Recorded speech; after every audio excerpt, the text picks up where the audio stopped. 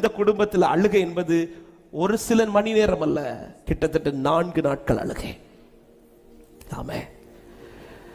அப்ப ஆண்டவர் ரொம்ப நேசிக்கிற குடும்பத்தை சில நேரத்தில்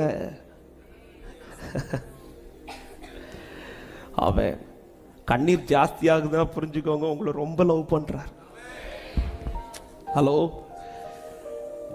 என்ன ரொம்ப அழ வைக்கிறான்னு சொல்றவங்க மட்டும் கை வைத்துக்க பார்க்கலாம். வெக்கப்படாம இந்த கால நேரத்தில் நற்செய்தி, எவ்விரு குடும்பத்தின் மேல இல்லாத பாசம் உன் குடும்பத்தின் மேல கர்த்தர் வச்சிருக்கிறார். எத்தனை பேர் விசுவாசித்தாமேன்னு சொல்றீங்க? ஹல்லேலூயா. ஆண்டவரே, யாருன்னே தெரியாத குடும்பத்தை கொஞ்ச நேரம் அழ விட்டீங்க. நீ நேசிக்கிற குடும்பத்தை பல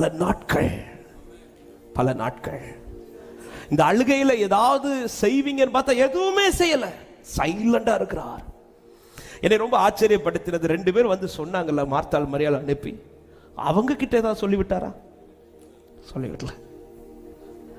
அவங்க கிட்டையாவது சொல்லிவிட்டுருக்கலாம், நீங்க போய் சொல்லுங்க இது மகிமை வெளிப்படுது. எதுவுமே சொல்லல.